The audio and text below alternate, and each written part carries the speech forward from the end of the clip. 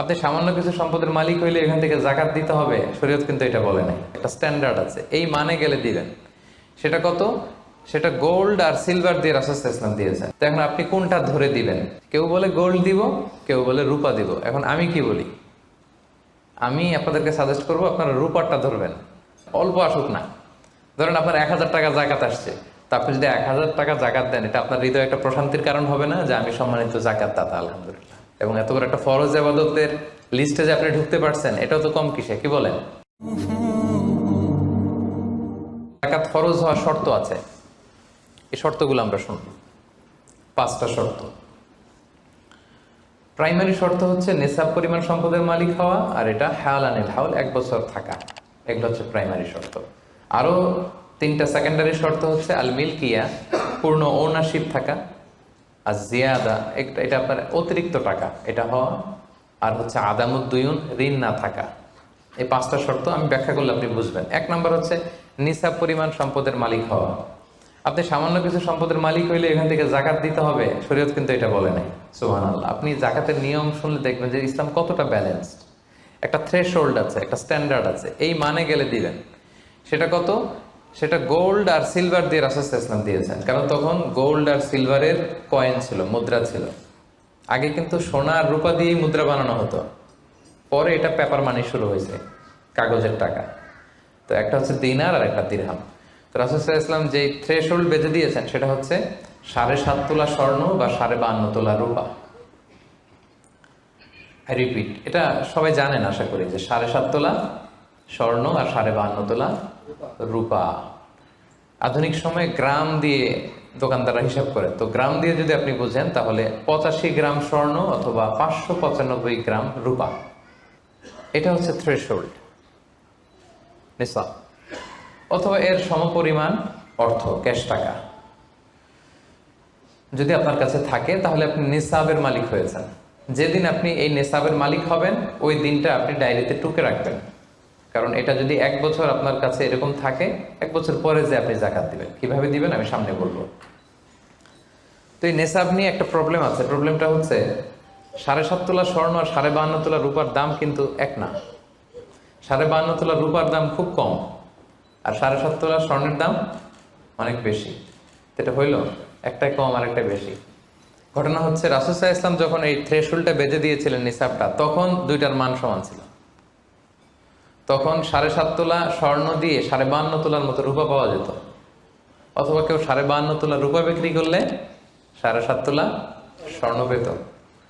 কিন্তু পরে সিলভার ফল করতে শুরু করলো, ফল করতে করতে আজকে এই অবস্থা।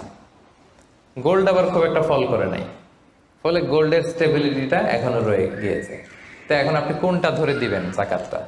যদি আপনি রূপা ধরেন, কথার কথা, রূপা যদি এই 1 ভরির দাম 1000 টাকা হয়, তাহলে 52.5 ভরির দাম কত? 52,500 টাকা। কিন্তু স্বর্ণ যদি আপনি হিসাব করেন, 1 ভরি যদি 50,000 হয়, 7.5 ভরি কত? 3.5 লাখ প্লাস, তাহলে প্রায় 7 গুণ কম বেশি, তাই না? এটা নিয়েই হয়ে গেছে জটিলতা। তো এখন আপনি কোনটা ধরে দিবেন? অনেকে বলে না গোল্ড দিব, কারণ গোল্ড ফল করে নাই, এটার যে স্ট্যান্ডার্ড এটা এখনো বজায় আছে।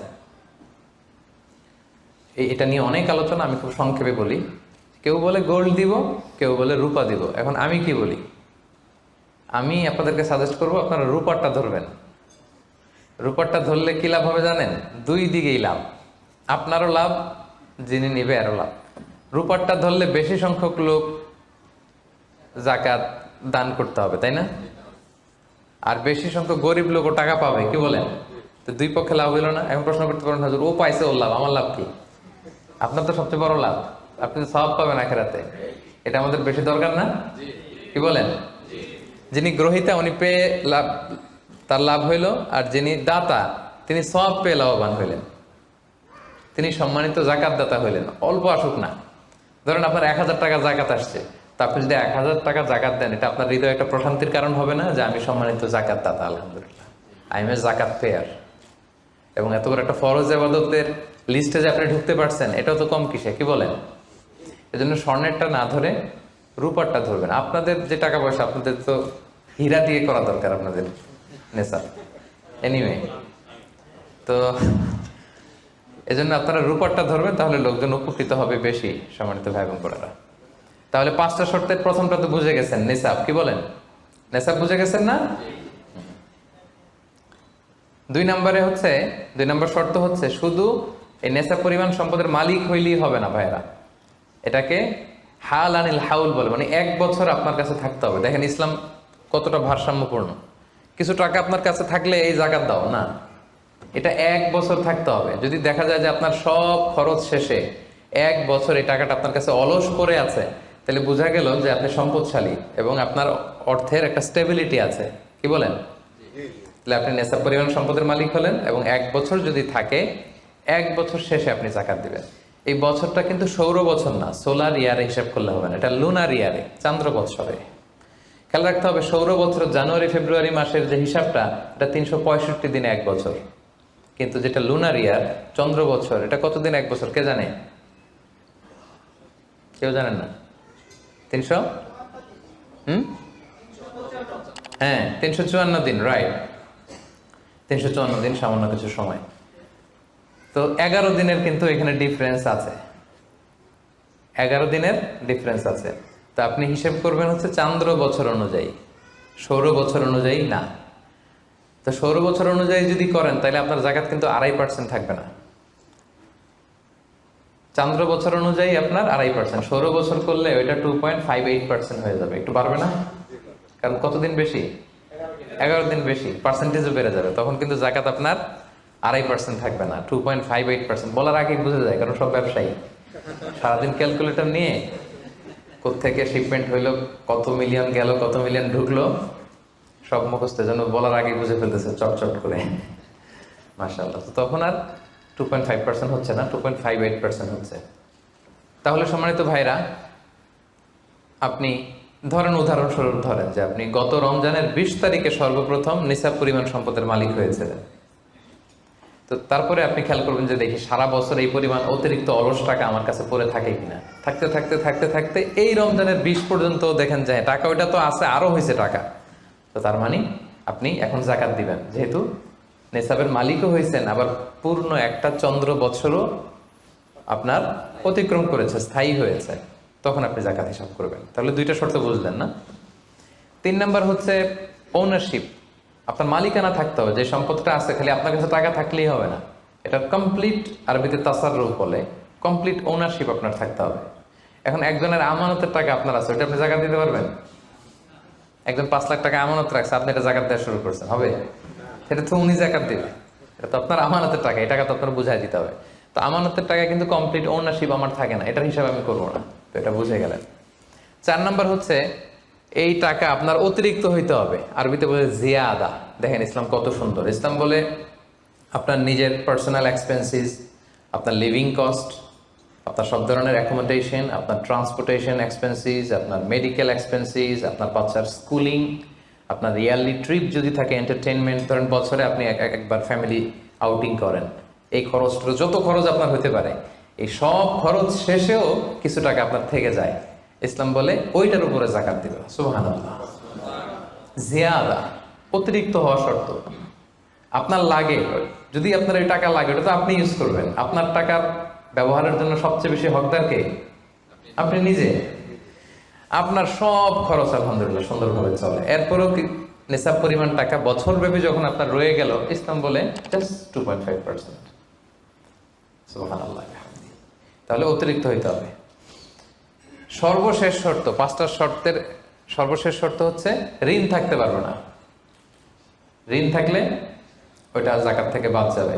ধরেন আপনার আছে 5 লক্ষ, কিন্তু আবার ঋণও আছে 5 লক্ষ, কথার কথা। তো এটা তো আপনি আগে ঋণ দিবেন, আপনি তার জাকাত দিতে পারবেন না, এই কথাটা কি বুঝতে পারছেন?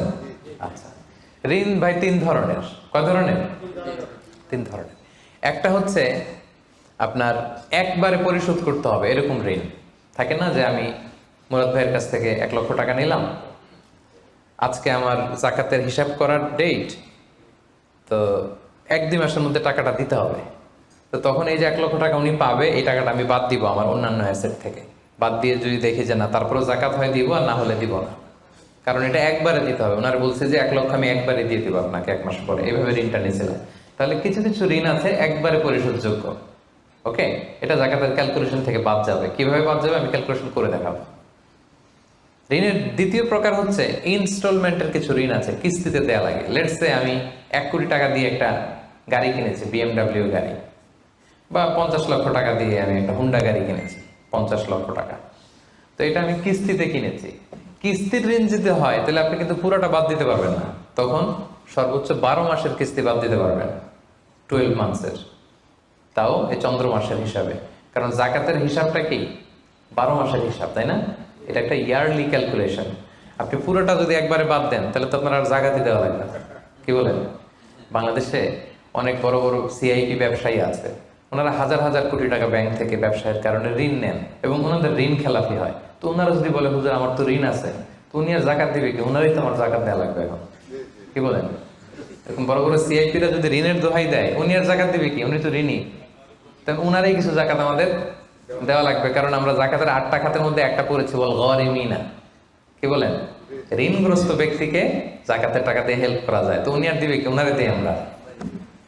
ওই ঋণ বাদ দেওয়া যাবে না। ইনস্টলমেন্টের ঋণ হইলে 12 মাসের, আর ওইরকম ঋণ খেলাপি 1000 কোটি টাকা, এগুলো বাদ দেওয়া যাবে। 3 নাম্বার ঋণ হচ্ছে লাক্সারি পণ্য কিনতে যে ঋণ হয়, এই ঋণ জাকাত থেকে বাদ দেওয়া যাবে না। বিলাসিতামূলক কিছু যদি আপনি কিনেন, আপনি একটা লাম্বরগিনি কিনলেন 10 কোটি টাকা দিয়ে, এটা আপনি জাকাত থেকে বাদ দিতে পারবেন? পারবেন না। তাহলে লাক্সারি আইটেমের যে ঋণ, এটা বাদ দেওয়া যায় না। তাহলে ঋণের ব্যাপারটা পুরোপুরি বুঝে গেছেন না? এই 5টা শর্ত যদি থাকে আপনার মধ্যে পাওয়া যায়, অর্থাৎ আল্লাহ তাআলা আপনাকে একটা নিসাব পরিমাণ সম্পদের মালিক বানিয়েছেন, এটা আল্লাহ তাআলা পুরো 1 বছর আপনার এই পরিমাণ টাকা আপনার মধ্যে স্টেবল ছিল এবং এটার পূর্ণ ওনারশিপ আপনার আছে, এবং এটা আপনার সব খরচের অতিরিক্ত, এবং সবশেষে এটা আপনার ঋণের বাইরে। ওই সম্পদ থেকে আল্লাহ তাআলা আপনাকে জাকাত দিতে বলেছেন। তাহলে জাকাতের শর্ত সবার ক্লিয়ার?